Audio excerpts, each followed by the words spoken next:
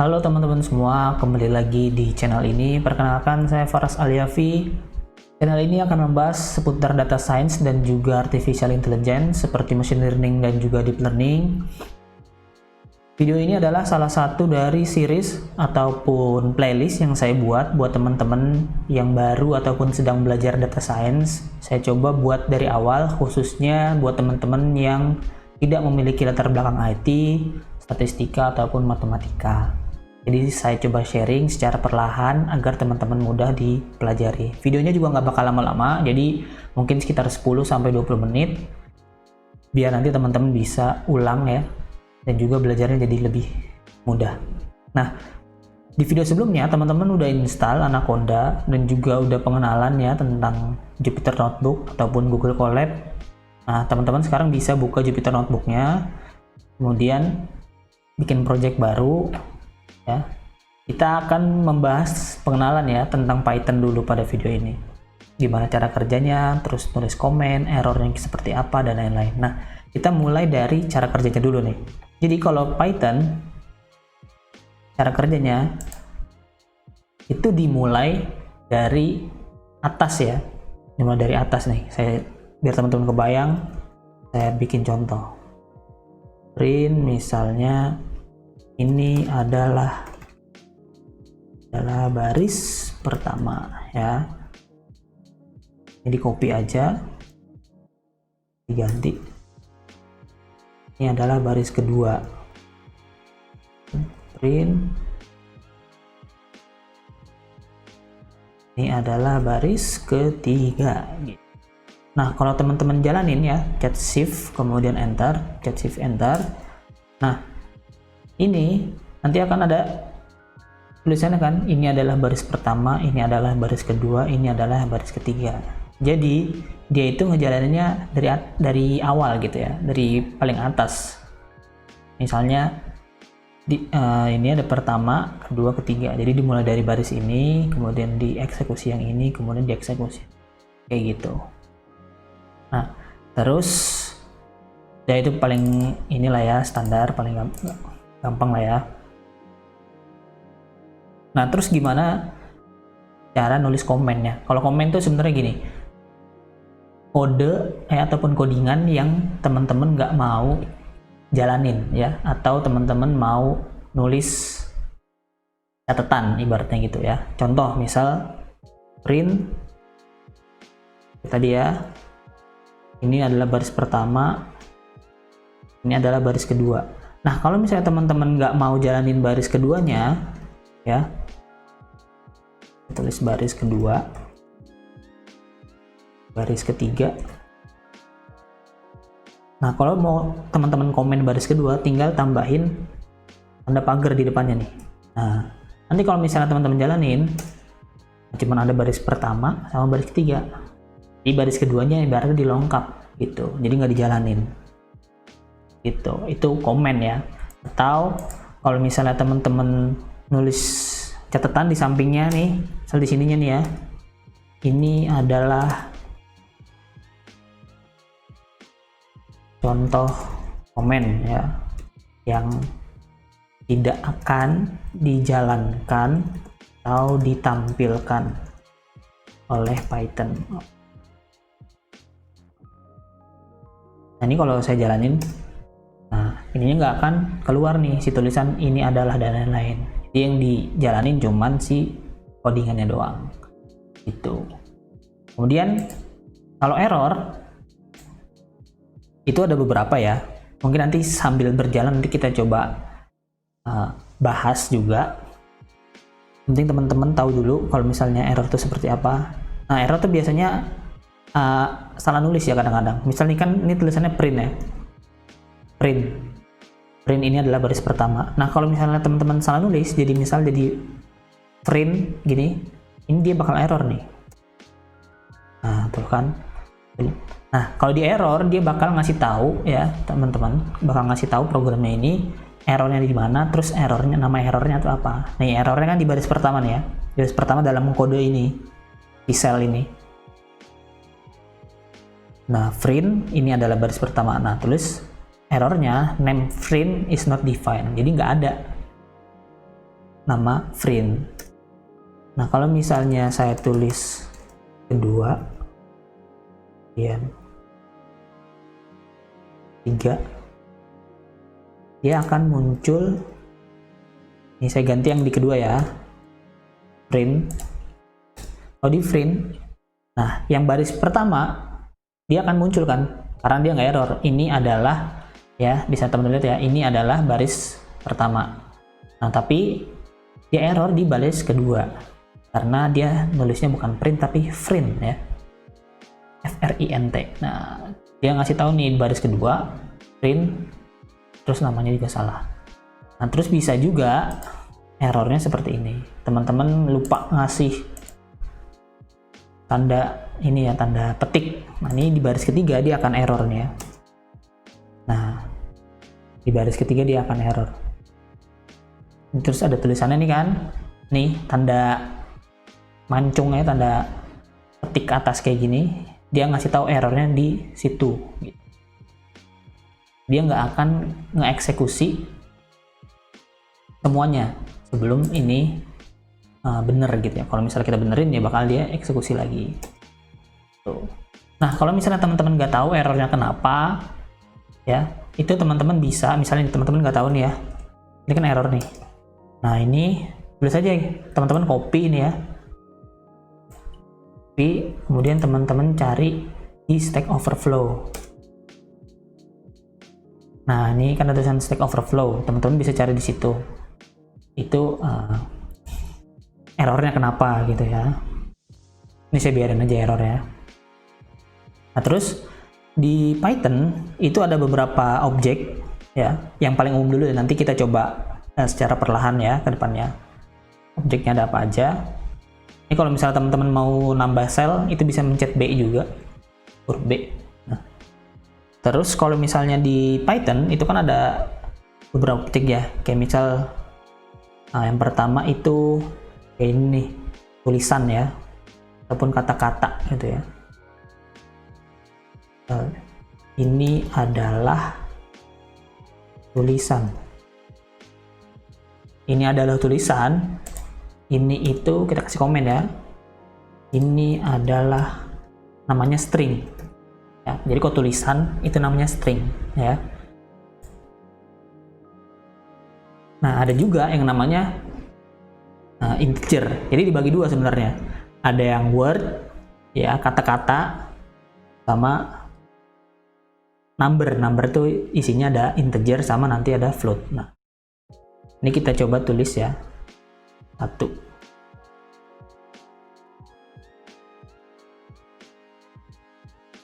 Ini adalah integer. Atau bedain 1 ya. Nah bedanya integer sama float, kalau integer tuh kayak ini saya tulis di sini contohnya ya, 1, 2, 3, kemudian min 1, terus min 20, 100 dan lain-lain. Nah bedanya kalau misalnya float itu 1,1 atau 1,2 lah ya, biar bedain. Ini adalah float 1,1 atau 1,3, 1,7 ya, atau minus koma berapa, itu minus koma misalnya minus 1,9 itu juga float. Nah perlu teman-teman garis bawahi juga, kalau di Python ya itu komanya jadi titik ya, komanya jadi titik, terus titiknya jadi koma ya. Jadi kalau misalnya ribuan itu dia nulisnya jadi 1,0000, tapi nggak usah ditulis 1 komanya, nanti outputnya nih saya kasih contoh ya biar teman-teman kebayang.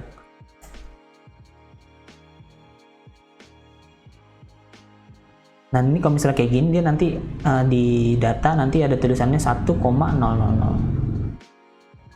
Kalau ini kan 1 titik ya, kurang lebih seperti itu. Nah kalau teman-teman mau delete selnya bisa klik di sini, kemudian pencet D 2 kali, huruf D 2 kali. itu tentang type object. Kemudian ada satu lagi type object, itu namanya boolean ya. Boolean itu true atau false, jadi benar atau salah. Misal true itu boolean true ya, atau false ini juga boolean.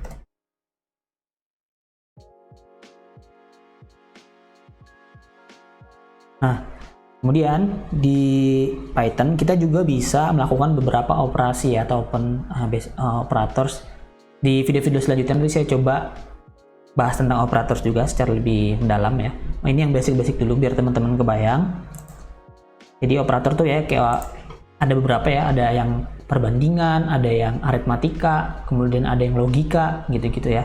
Dan yang kita coba yang basic dulu, yang aritmatika. Jadi kan teman-teman tadi udah tahu ya integer, float dan lain-lain. Nah, ini kita bisa nulis gini juga. 1 ditambah 1 ya. Shift enter hasilnya 2 gitu.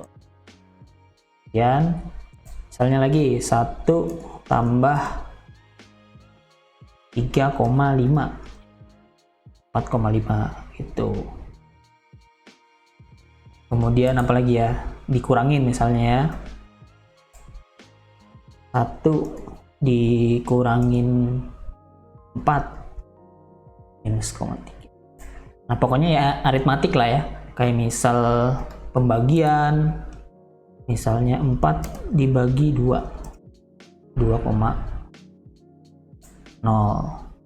Terus itu pembagian, bisa juga nulisnya kayak gini juga, 4 2 hasilnya, tapi dia langsung dibuletin, bukan float ya. Kalau ini hasilnya integer, ini hasilnya float. Nah terus itu operator atau misal apa lagi ya, misal gini, mau perkalian 5 dikali 5 terus pangkat ya, misal 5 pangkat 2 ya, hasilnya 25 kayak gitu.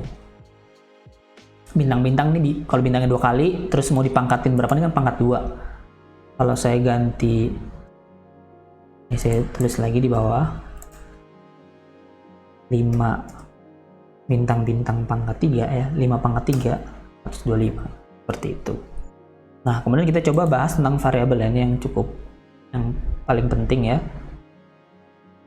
Jadi di Python itu kan kita bisa menganggap bahwasannya variabel itu adalah objek ya, jadi dijadiin objek sama si Python ini. Jadi kita bisa masukin variabel itu nilai ke dalam variabel ya, misalnya gini, x sama dengan 2. Ini kalau saya jalanin kan nggak ada keluar apa-apa ya. Jadi ibaratnya dia bacanya gini, nilai 2 dimasukkan ke dalam x gitu ya. Jadi nilai x ini isinya ada angka 2 gitu ya. Nah tapi kalau misalnya saya tulis x di sini nih, kemudian saya shift enter, saya jalanin, dia akan mengeluarkan 2 kayak gitu ya.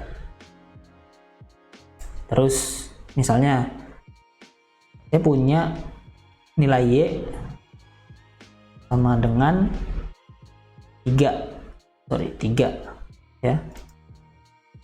Terus saya mau tambah x sama y, bisa juga, terus dimasukkan ke dalam z sama dengan x tambah y. Berarti kan harusnya hasilnya kan 5 ya. Nah kita tulis nih, kita cek hasilnya 5 enggak. Tulis z, nah hasilnya 5 kayak gitu ya.